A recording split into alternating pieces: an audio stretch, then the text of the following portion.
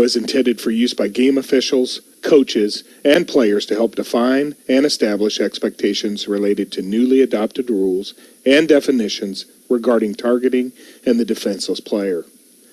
The video is broken. Targeting is an act of taking aim and initiating contact to an opponent above the shoulders with the helmet, forearm, hand, fist, elbow, or shoulders. Key targeting indicators include leading with the helmet, forearm, fist, hand, or elbow to attack with contact at the head or neck area of an opponent, and lowering the head before attacking and initiating contact with the crown of the helmet at the head or neck area. Targeting is an illegal personal contact foul that carries a 15-yard penalty. Any foul that is deemed flagrant will also result in a disqualification of the offending player. Each of the offending players in the following clips should be penalized 15 yards. Play 1 shows a defender attacking a quarterback high, makes obvious contact to the chin of the offensive player. This is a targeting foul.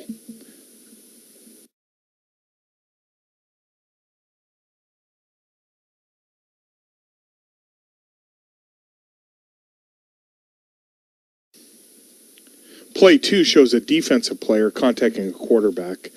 The player has the opportunity to make a legal tackle, but makes the decision to strike the quarterback high under the chin.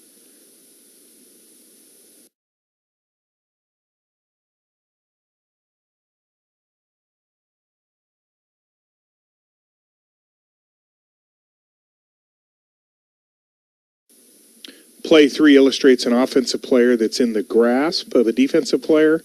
A second defensive player comes into the picture and strikes the offensive player in the head and neck area.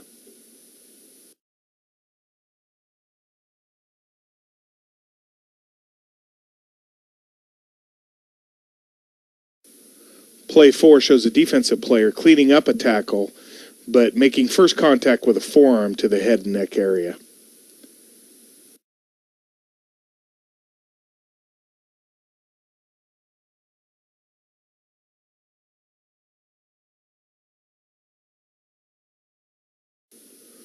Play 5 is another example of a defensive lineman that makes the decision to strike the quarterback above the shoulders. The end zone view is a great view of this foul.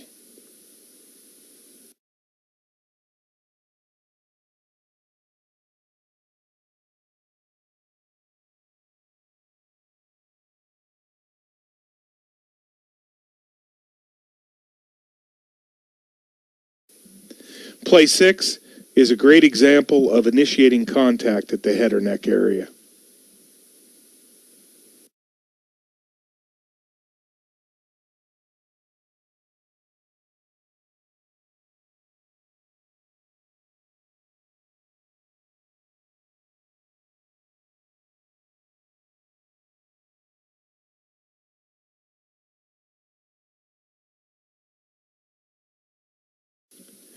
Play 7 is another one of those plays where a defender is wrapped up and the second defender is coming in to finish the tackle. In this case, the defender drives the offensive player's helmet into the ground with his shoulder.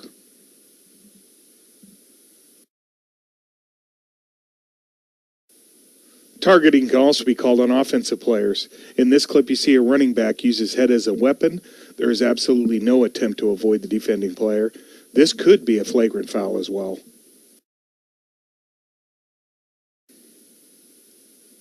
Launching. A player leaving his feet to attack an opponent by an upward and forward thrust of the body to make contact at the head or neck area. And a crouch, followed by an upward and forward thrust to attack with contact at the head or neck area, even though one or both feet remain on the ground. The offending player in the following 7 clips should be disqualified from the game. Play 8 illustrates a dangerous play where the defender launches and initiates first contact with the head or neck area of a pass receiver.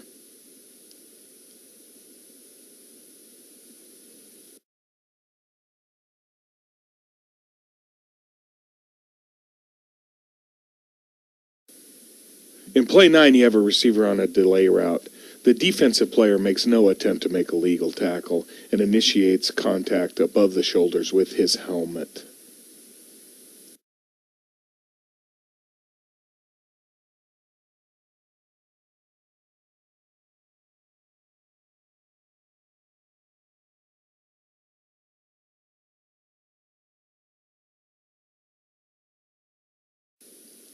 Play 10 is a classic targeting situation. This type of play needs to be eliminated from high school football.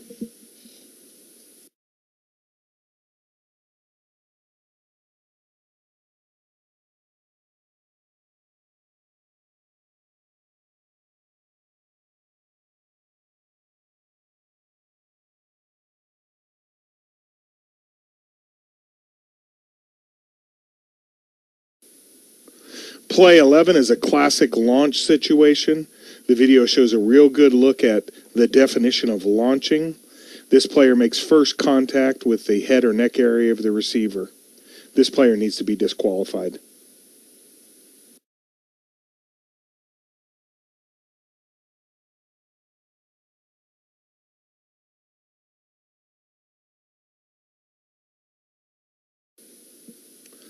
This defensive player makes first contact with the chin of the offensive player.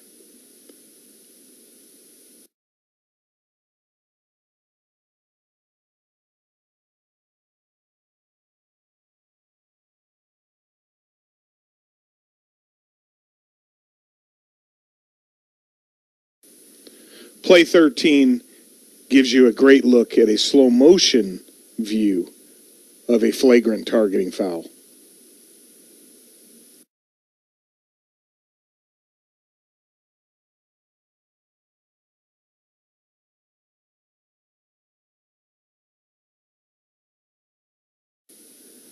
Targeting fouls occur in the kicking game as well. Take a look at the peel back block by the offensive player.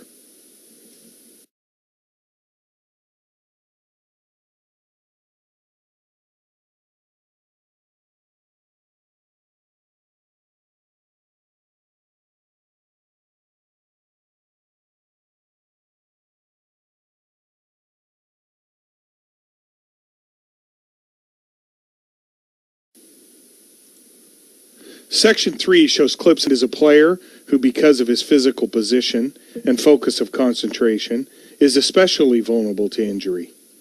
Game officials must diligently observe all action and watch for contact against players who are deemed defenseless, and must draw a distinction between contact necessary to make a legal block or tackle and that which targets those players.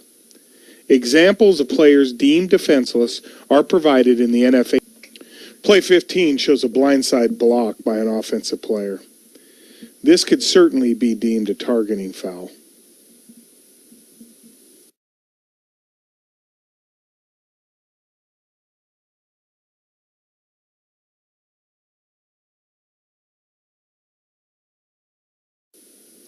The defensive player in this clip is defenseless. His focus and concentration are on the receiver, and the offensive player initiates contact high. Play 17 shows an incomplete pass situation where the offensive player is contacted above the shoulders.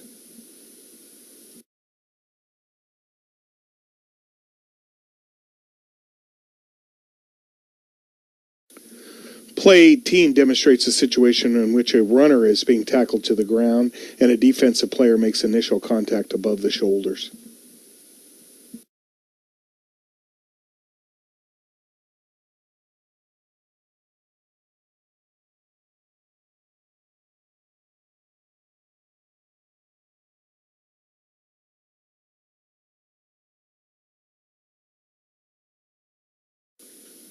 Play 19 is an incomplete pass situation.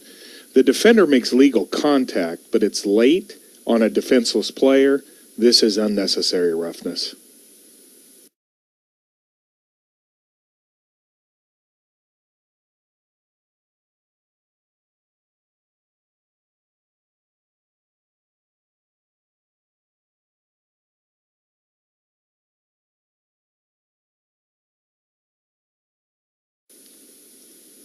Perhaps the toughest call involves situations like play 20, where a player's focus and attention are clearly not on the opponent, yet legal contact occurs almost simultaneous with the ball arriving.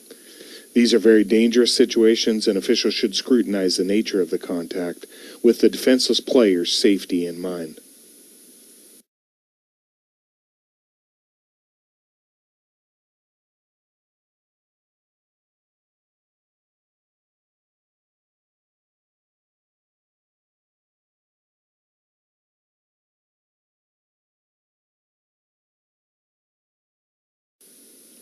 Another tough situation are those involving kick returners or punt returners who muff the ball and whose sole focus is on retrieving the ball. Sickles.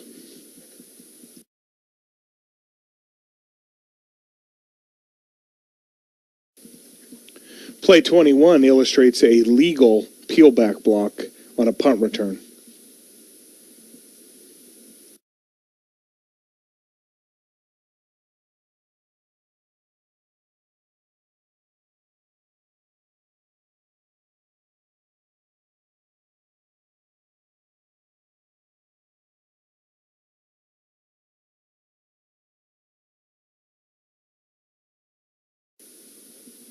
Play 22 is a great example of a defensive player who is playing the football.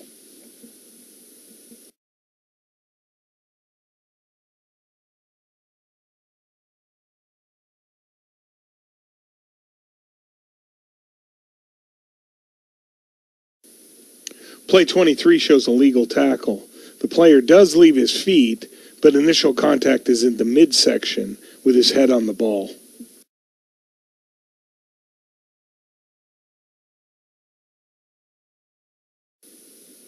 Play 24 shows a defender initiating a legal tackle and avoiding contact to the head and neck area by moving his head to the side.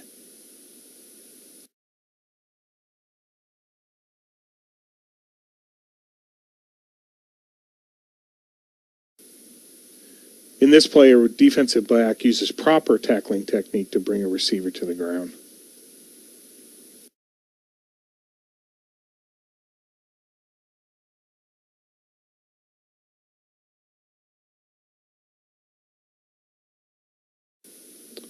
Here is an example of almost perfect tackling technique by the defensive player.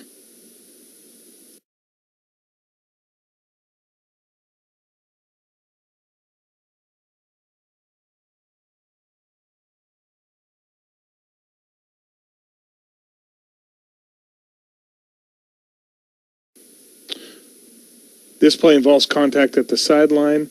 The defensive player, while he does crouch and lunge, initial contact is below the shoulders.